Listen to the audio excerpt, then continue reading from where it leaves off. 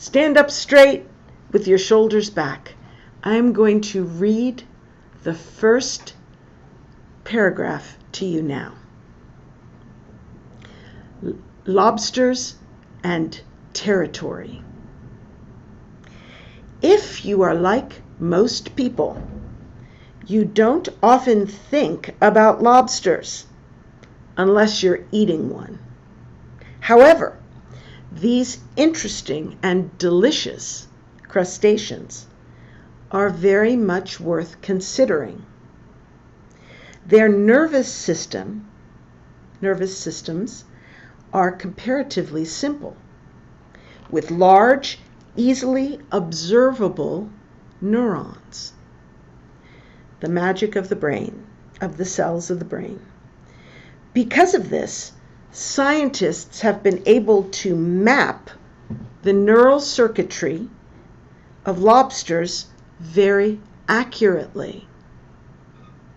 This has helped us understand the structure and function of the brain and behavior of more complex animals, including human beings.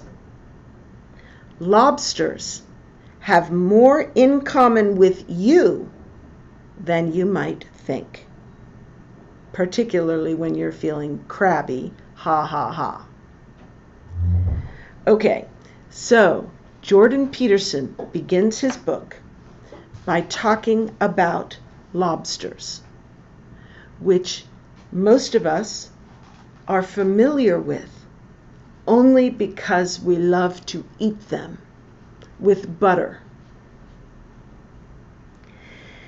But lobsters have common elements in their brains with human beings and with all other life forms up the evolutionary scale.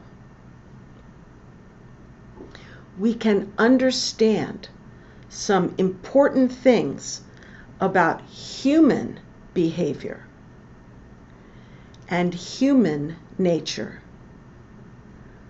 by studying lobsters. Many people who have reviewed this book, they have read it and told about it for the newspapers and the press. They only read through the lobster section, and they acted as though the book was about lobsters. But really, lobsters are just an example to make some deeper philosophy of life clear to us humans, so that we can live our lives in a more successful, productive, glorious way. So let us look at what Jordan Peterson says about lobsters, and then we will look at what that has to do with human beings. Because this is a book about human beings and about the nature of reality for everyone and everything. It is not about lobsters, and it is not even only about people. But we will begin with lobsters. So, let us look at the text.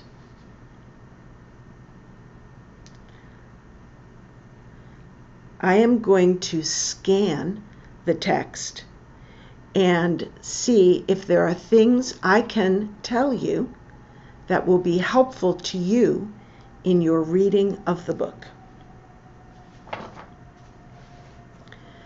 Okay, in the beginning, it talks about how lobsters need territory. That means their area where they are in charge, they get to eat all of the food, and they get to mate with any females that are in the environment of their home. Lobsters are territorial, and they must fight to maintain their territory.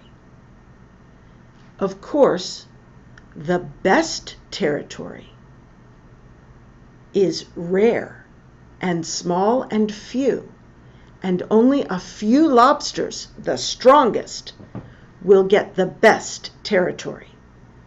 And the second best lobster will get the second best territory.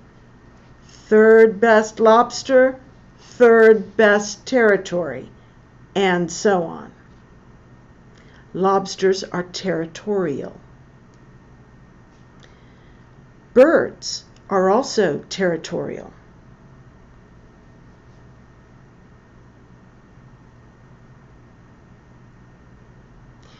You can read how Jordan Peterson, as a child, discovered the territorial nature of birds when he built a birdhouse for some wrens.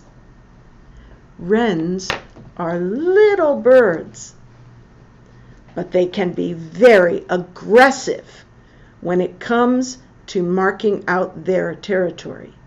You should read this section and find out how it worked for Jordan Peterson when he built a birdhouse for wrens in his yard and the yard of a neighbor.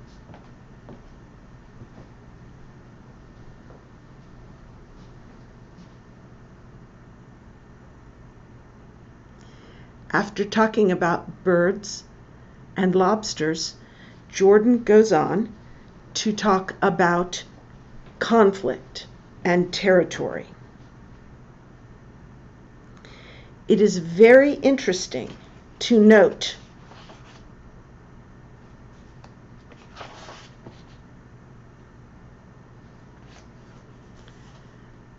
that in the battle for territory, the brain of a lobster undergoes change that is visible to scientists today.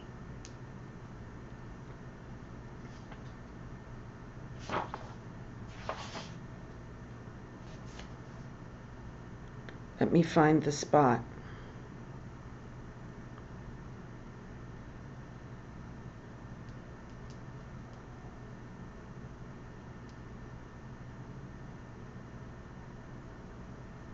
Here we go.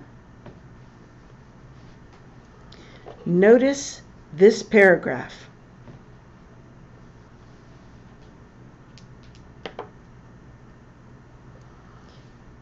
In the aftermath of a losing battle, regardless of how aggressively a lobster has behaved, it becomes unwilling to fight. In the aftermath means in the time after losing a battle. Until he lost a battle, he was winning, he was strong, he was confident. Then he lost a battle. And from that time on, he was afraid to fight.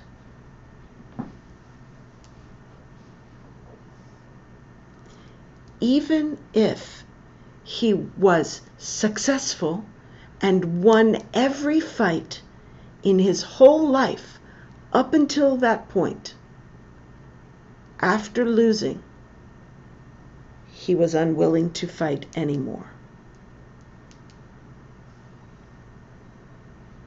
He loses confidence, sometimes even for days.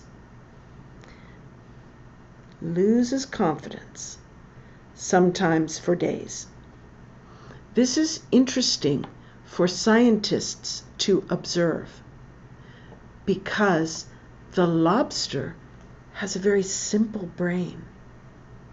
He is not thinking, oh, I better not fight because I am injured. I will wait until I am strong again and then fight. He is not thinking. He is behaving instinctively because of chemicals in his brain. And these chemicals we can observe directly, and we can do experiments on lobsters by giving them doses of one chemical or another and seeing how it affects their behavior. So, we move on to the neurochemistry of defeat and victory. But before we move on to that, I want to highlight one interesting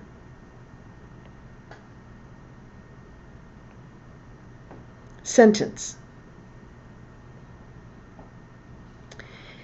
If a dominant lobster is badly defeated, its brain basically dissolves. And then the lobster grows a new subordinate's brain, one more appropriate to its new lowly position. The effect of losing in the lobster causes the brain to change completely from the brain of a winner into the brain of a loser. This is very key to understanding success and failure in humans. So keep it in mind. It's super interesting to me. Let us move on to the neurochemistry of defeat and victory.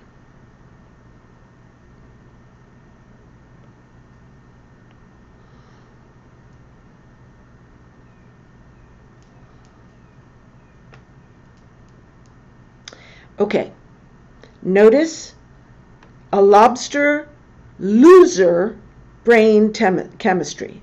The loser's brain chemistry differs importantly from that of a winner.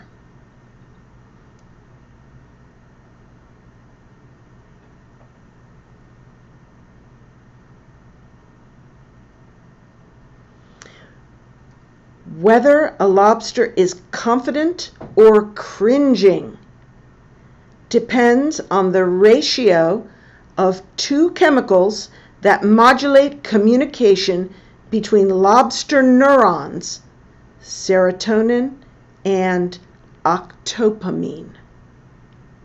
Serotonin and octopamine.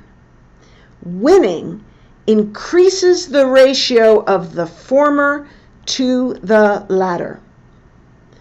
What that means is, when you win, you get more serotonin and less octopamine in your brain. When you lose, you get more octopamine and less serotonin in your brain. And the ratio of one to the other depends, the ratio affects, controls various aspects of behavior, especially postural flexion. A lobster with high levels of serotonin and low levels of octopamine is a cocky, strutting sort of shellfish. Cocky means he is not afraid of anything. Strutting is a way of walking that says, I am not vulnerable. I am a winner. That's strutting. If a lobster has high serotonin, his posture, the way he holds his body, becomes flexed. If he has low serotonin and high octopamine, his posture collapses like this, theoretically, so that his back, his shell, is covering his vulnerable inner parts. Serotonin affects the posture of lobsters. Okay? Let us continue. This is an important chapter. Hold on.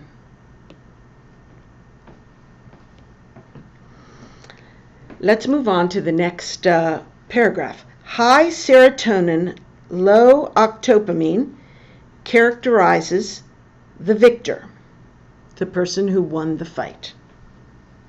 The opposite neurochemical configuration, high octopamine to serotonin, produces a defeated-looking, scrunched up, inhibited, drooping, skulking. The word skulking means walking in a back alley so that nobody will see you. Usually people who are thieves skulk in back alleys. So very likely to hang around street corners and to vanish at the first hint of trouble.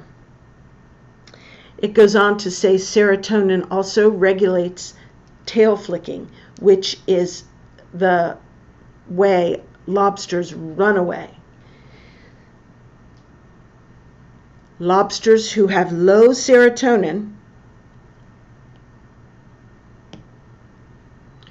run away at the first sign of danger.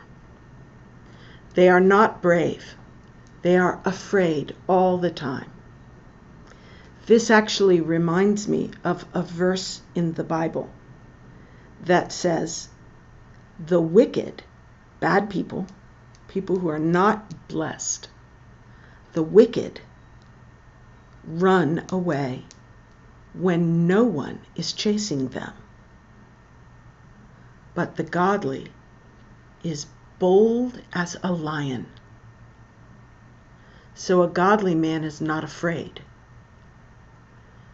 But a wicked man who is not following the Lord Jesus Christ, in my opinion, who is not following the path of blessing in life, the wicked man who is off the path of blessing, is always afraid. Something bad may happen. I need to flick my tail and run away at the slightest provocation. And it talks about that down here in the later portion of the paragraph. Let us keep going. Sorry.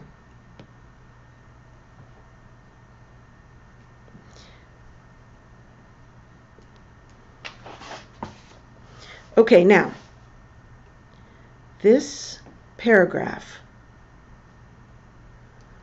the principle of unequal distribution, is really important to understanding this chapter and the nature of reality. So I want to spend some time on this. Okay, let me see.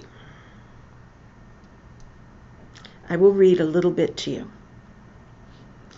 When a defeated lobster regains his courage and dares to fight again, it is more likely to lose.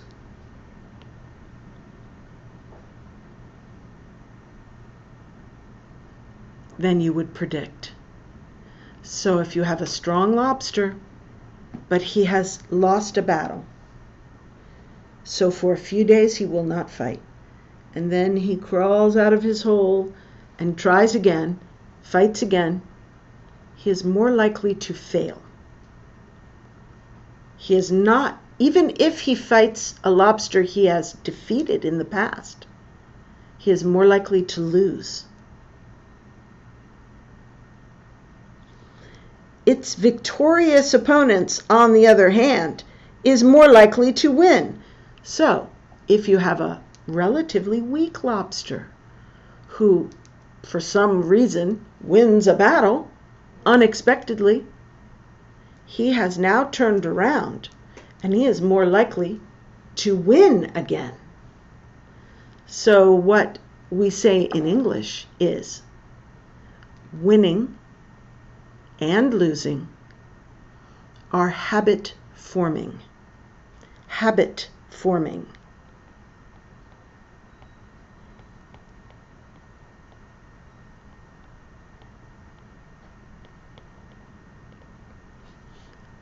If you get in the habit of losing, you are more likely to continue. If you get in the habit of winning, you are more likely to continue winning. Okay, let us look at something here.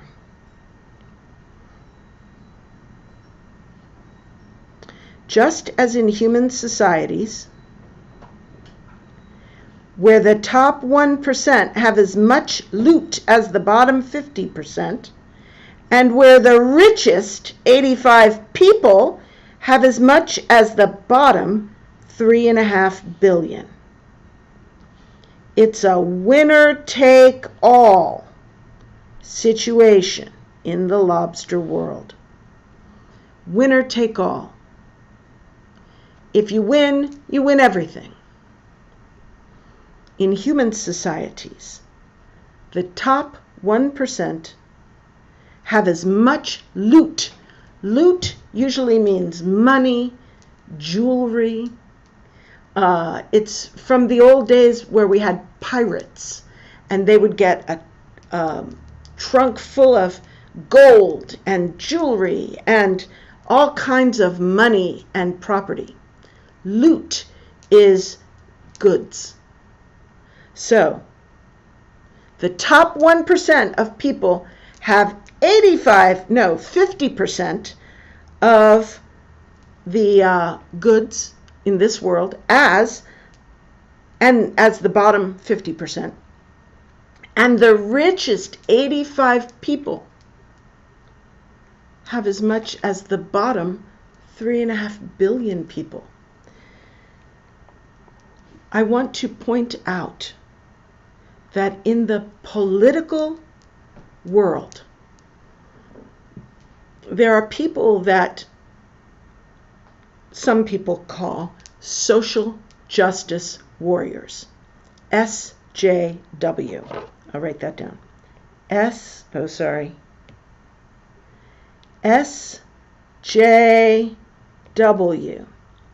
Social justice warrior. People who are leftists. They say that the top 1% have too much stuff. We must take it all away from them and give it to the bottom people. We must make everything equal.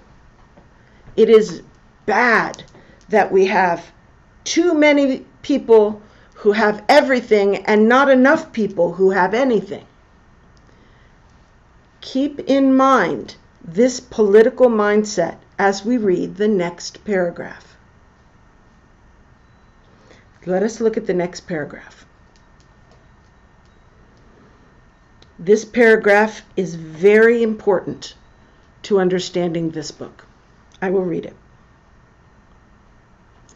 That same brutal principle of unequal distribution applies outside of the financial domain. indeed, anywhere that creative production is required. Okay, I want to tell you that this word indeed suggests that what follows is more of the same argument, more proof of the main idea that came before the word indeed.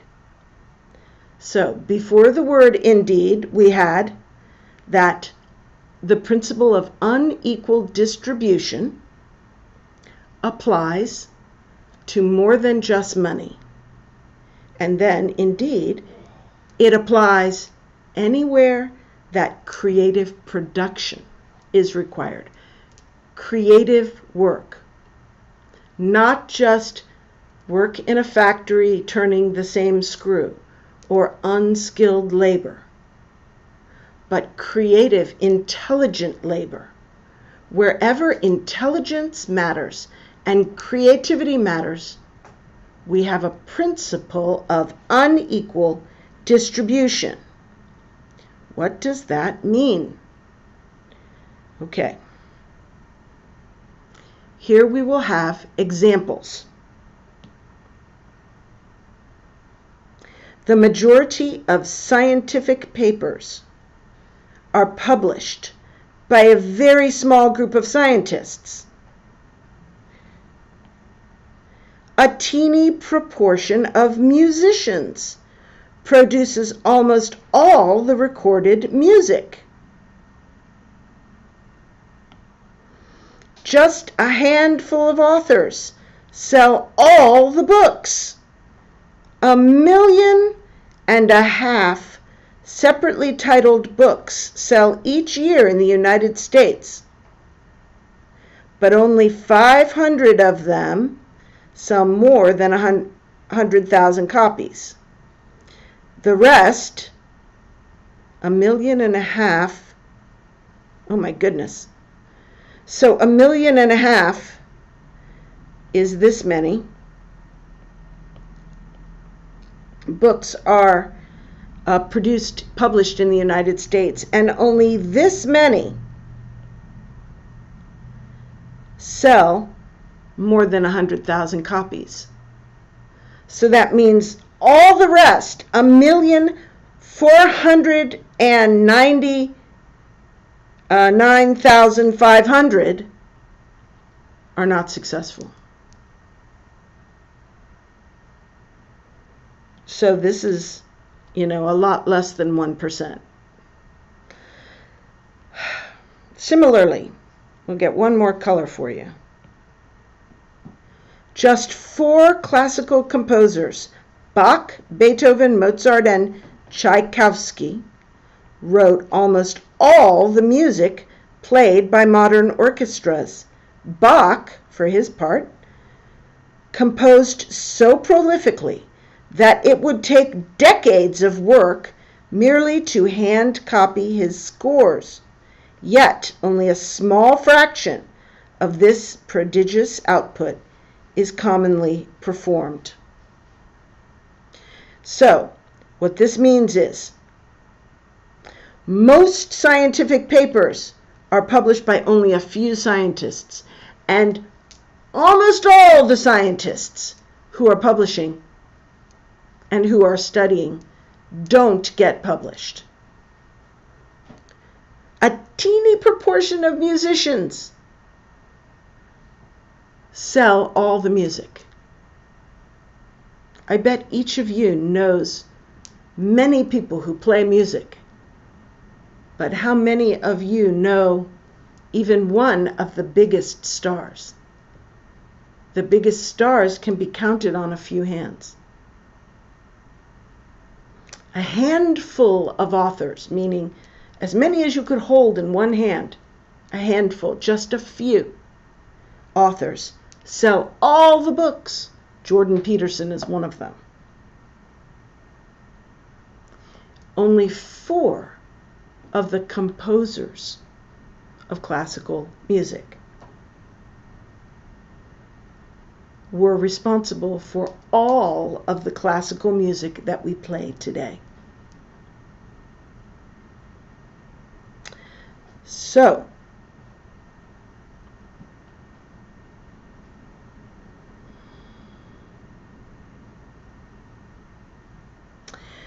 this principle of unequal distribution is known as Price's Law, after Derek Price, a researcher who discovered its application in 1963. It can be modeled using an L-shaped graph with number of people on the vertical axis and productivity or resources on the horizontal axis.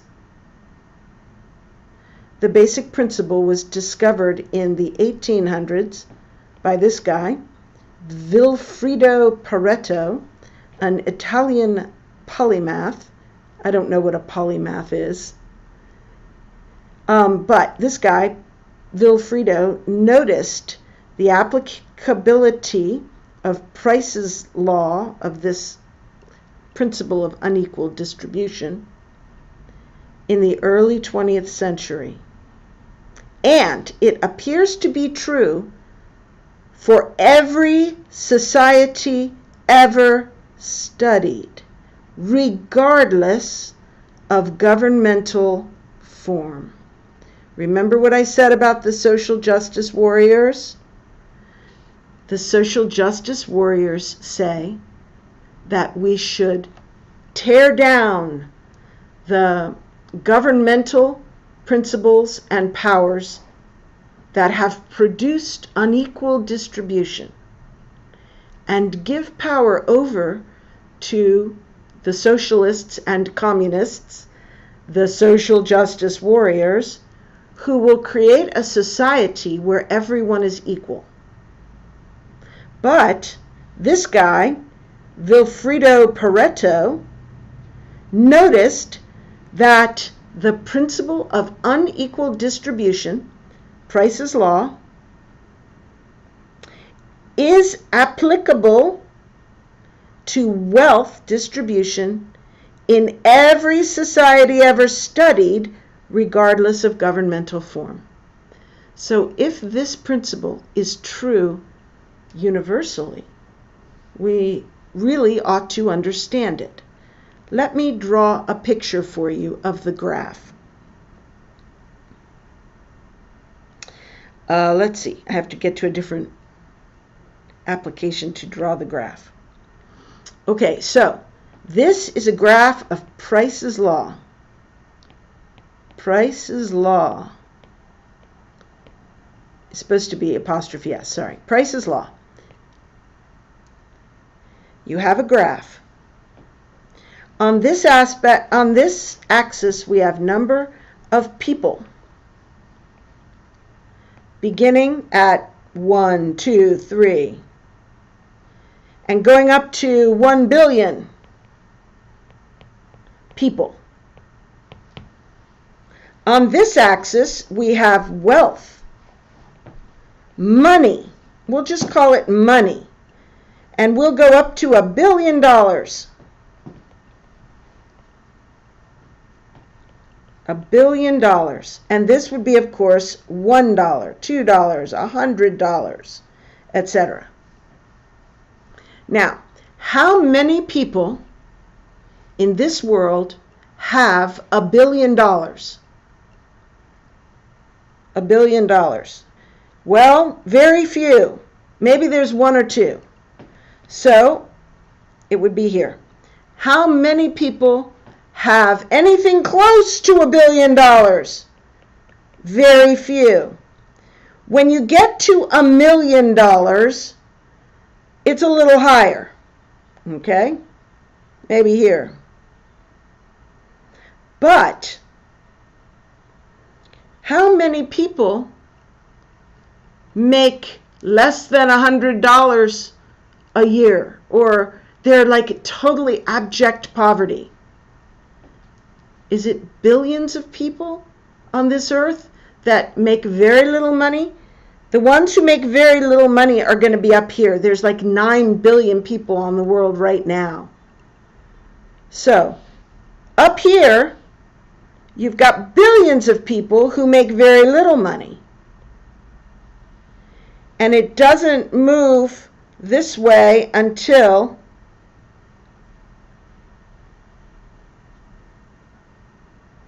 not very many people make a lot of money. That's the idea of this graph. Most of the people are what we call have-nots. Just a sec. Have not. Most of the people are have-nots. A very few are billionaires. No, this is most of the people up here, and they're have-nots. Sorry, I even didn't understand the graph. The have-nots are most of the people.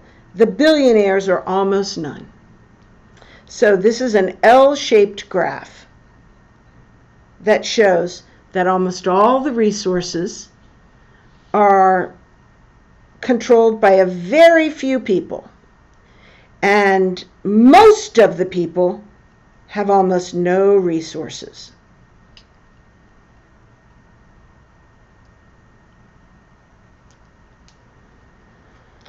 So this is Price's Law. Let us go back. Let us continue reading.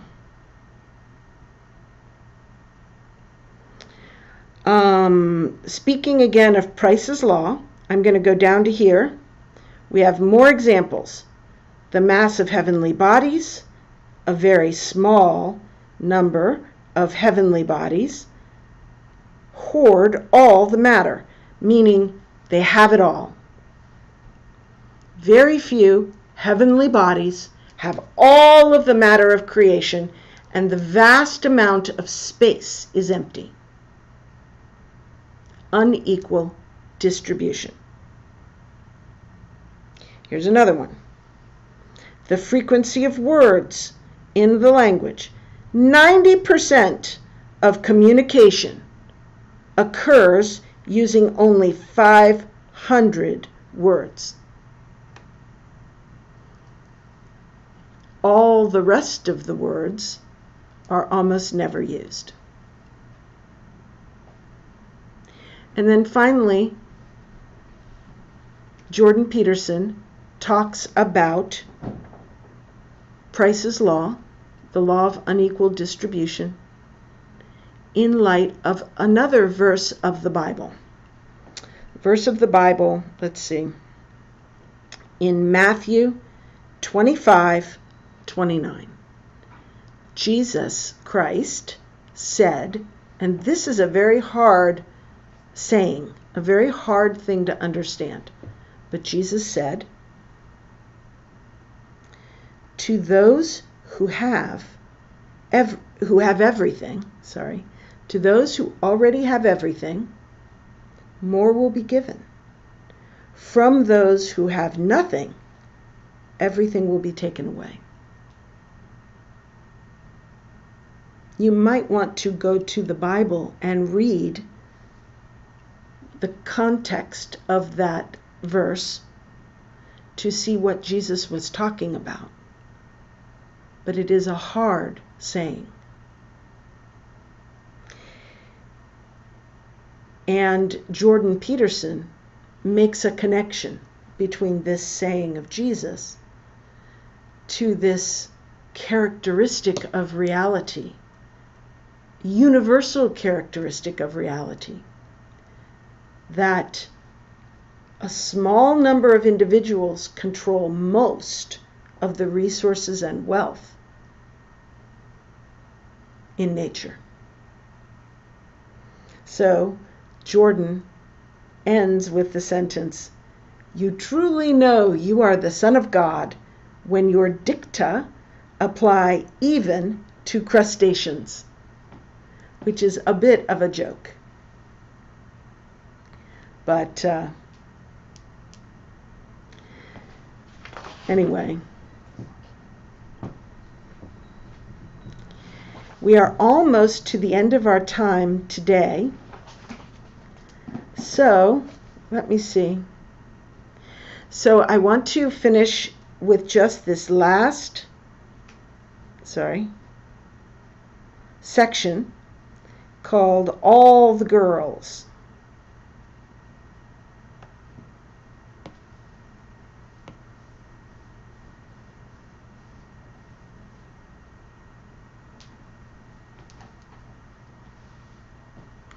A few months ago, I heard on the radio or on the internet that there was a movement of angry young men who felt that they were being discriminated against because none of the girls that they knew were willing to have sex with them.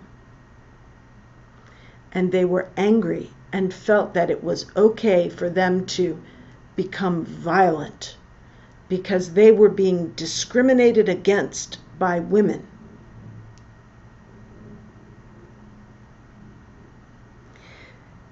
There is a truth in nature that the top lobster gets all the girls. And not just the top lobster, but in human relationships, women are very picky, very choosy.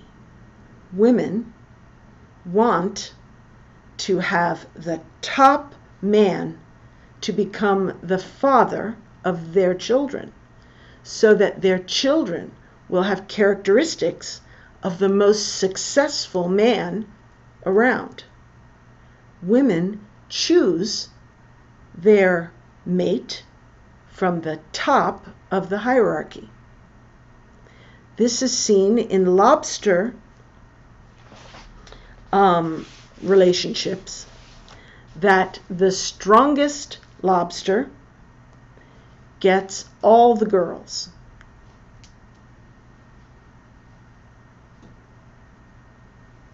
Now, in this section,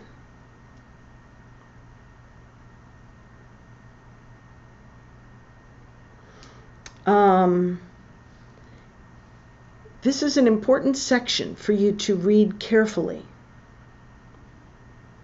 It begins by talking about sex and relationships between men and women.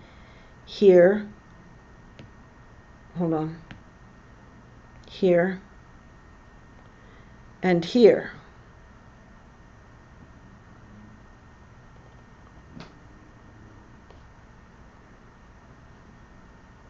Hold on.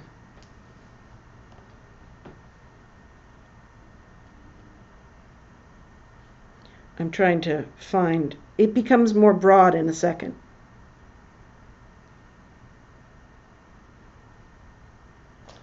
Maybe I'm in. Oh, sorry, I had turned the page into the nature of nature. The nature of nature is the important part. It looks pretty much that this getting all the girls is mostly about the sex. But let's read Jordan Peterson's summary of that section, and then we will be finished for this lesson. Why is all of this relevant?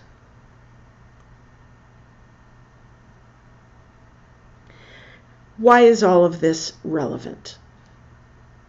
For an amazing number of reasons, apart from those which are comically obvious. You can read the section to find out what is funny about men and women when you think of them as similar to lobster males and females. Comically obvious.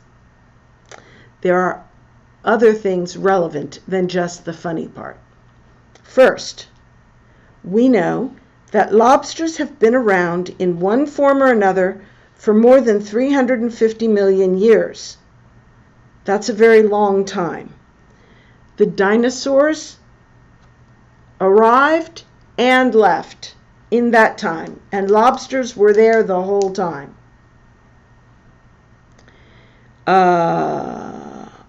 This means that dominance hierarchies have been an essentially permanent feature of the environment to which all complex life has adapted. Jordan Peterson refers to evolutionary biology in this book a lot. A lot. His point here is that in the very beginning of time, when complex life emerged, dominance hierarchies were part of nature. They were part of the world that all life adapted to. The social justice warriors say that we should tear down the patriarchy. We should overthrow capitalism and institute a governmental system which will ensure that there are no dominance hierarchies and that everyone is equal. This is completely misguided because dominance hierarchies are part of who we are, biochemically and historically, from further back than dinosaurs.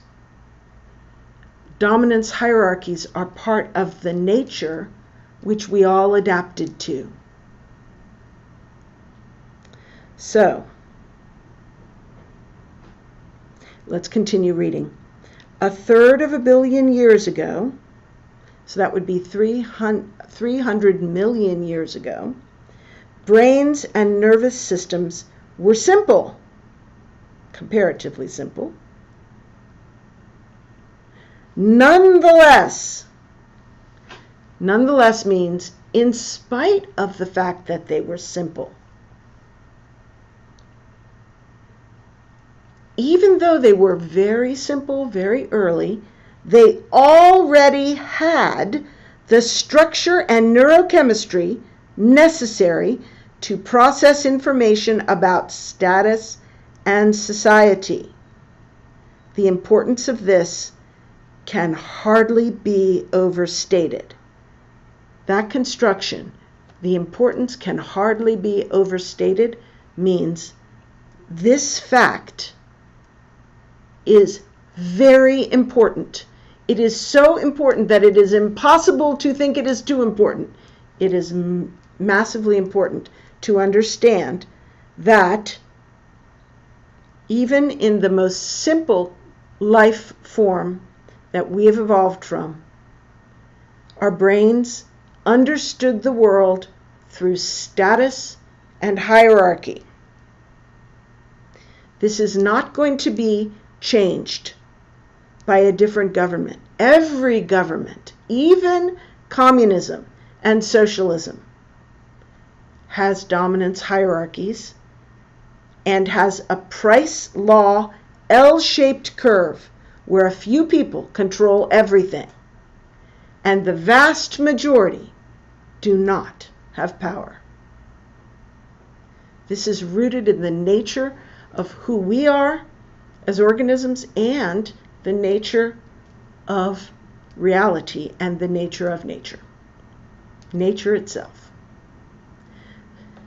So, we are going to stop there and pick up with this same point in the beginning of lesson 2. Thank you.